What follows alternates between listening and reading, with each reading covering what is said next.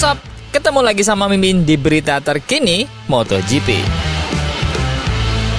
Tes pramusim yang berjudul Tes Resmi Sepang akhirnya digelar dan menurunkan pembalap-pembalap yang sudah tak sabar ingin menjajal motor-motor barunya. Dan sejauh ini dari rangkaian tes baik shakedown maupun tes resmi, Yamaha mendapatkan hasil yang baik atau bisa dibilang mentereng. Namun, ada masalah dengan motor Aprilia yang membuat dua ridernya harus masuk rumah sakit. Apakah ini akan mengancam kelangsungan konsistensi juara dunia Jorge Martin? Dan juga Ducati pabrikan yang nampaknya belum menemukan konfigurasi yang pas. Seperti apa lengkapnya? Langsung aja, ini dia update tes hari pertama Sepang 2025. Jangan sampai ketinggalan update tentang MotoGP dari TNT. Dengan cara ketik hashtag MotoGP di kolom pencarian agar kamu bisa mendapatkan pilihan berita menarik yang kamu cari. Jika dalam shakedown dan separuh dari hari ini kita melihat Fabio Quartararo menguasai tes Sepang, kejayaan itu sempat runtuh waktu memasuki sore hari. Di mana hal itu terjadi saat pemimpin tes Barcelona Alex Marquez kembali mengukuhkan namanya di puncak papan klasemen tes Sepang hari pertama ini. Awalnya, Alex Marquez memecahkan rekor yang tadi dipegang oleh Quartararo dengan 157,754 detik dan harus menyerah di Ducati miliknya dengan catatan waktu 157,738 detik. Meskipun begitu, selisih waktu yang ditorehkan sangatlah tipis, karena hanya selisih 0,016 detik. Namun, memasuki penutupan hari, akhirnya Fabio Quartararo kembali memimpin sesi tes hari pertama ini dengan torehan waktu 157,555 detik. Dan kemudian, jagoan baru Ducati menyusulnya di nomor 2 dengan Marc Marquez dengan 157,606 detik. Alex Marquez mengisi di posisi ketiga. Ferdinand Leger, pengganti Marc Marquez yang menjadi rekan satu tim Alex Marquez, berada di urutan keempat dengan catatan waktu 158,035 detik. Franco Morbidelli, pembalap baru VR46 ini, berada di posisi kelima. Juan Mir, kejutan nih, bisa merangsek ke depan di posisi ke-6 dengan 158,115 detik. Fabio Di Gia mencatatkan dirinya berada di urutan nomor 7. Jack Miller dari Pramac konsisten 10 besar selama hari pengujian dan berada di urutan ke-8. Johann Zarco, pembalap andalan Honda yang awalnya menjadi pembalap terbaik sejauh tes hingga jam 5 sore tadi, kini pembalap Prancis itu hanya bisa mengisi di posisi 9. Kemudian, lagi-lagi berita baik dari Yamaha karena 10 besar ditutup oleh Miguel Oliveira yang berada di posisi ke-10. Pedro Acosta, penguasa tes pramusim musim lalu, harus puas ada di posisi ke-11. Brad Binder, rekan setimnya, menyusul di posisi ke-12. Maverick Vinales dengan tunggangan barunya ada tepat satu strip di belakang Brad Binder di urutan ke-13.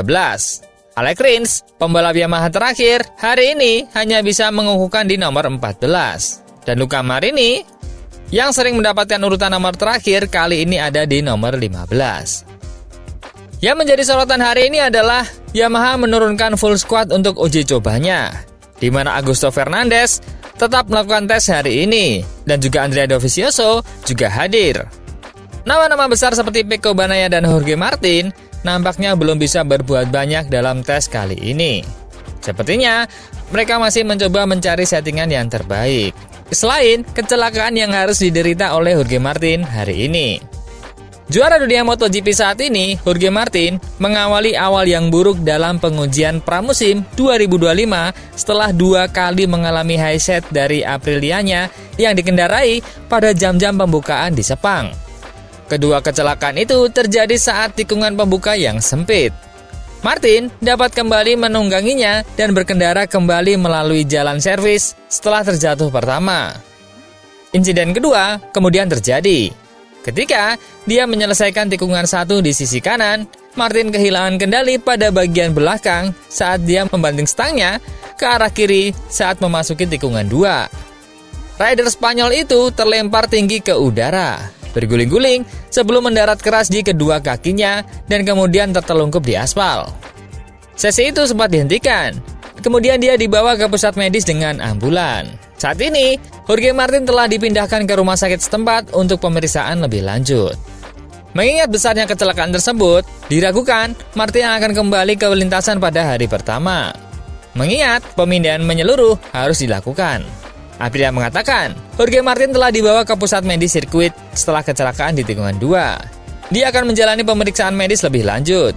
Kami akan segera memberitahu Anda setelah kami mendapatkan informasi resmi dari medis.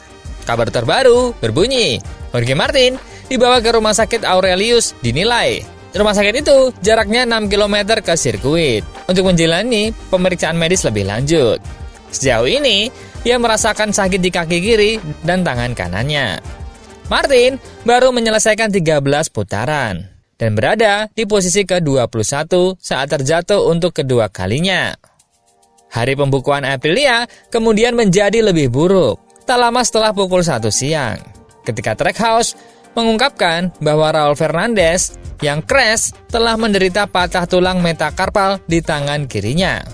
Fernandez juga mengalami patah jari kaki akibat kecelakaan di lap pertama. Tapi masalah utamanya adalah tangannya. Dia akan absen pada sisa tes.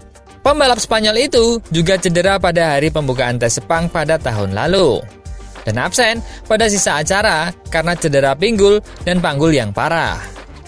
Rekan Tim Fernandez yang masih pemula, Ai Ogura, untuknya berhasil lolos dari kejatuhan di tikungan 1. Hingga waktu makan siang, Ai Ogura kini menjadi pembalap tercepat Aprilia dengan menempati posisi ke-16. Dengan Marco Bezzecchi hanya bisa menorehkan di urutan ke-18. Sementara pembalap baru Red Bull KTM Pedro Acosta juga mengalami crash di sirkuit Sepang ini. Dari Ducati pabrikan, nampaknya belum bisa mendapatkan hasil yang baik dari sisi Pecco Bagnaia. Seperti biasanya, kemungkinan Pecco hanya mencoba konfigurasi yang benar-benar baru untuk menentukan dasar yang akan digunakan untuk musim ini.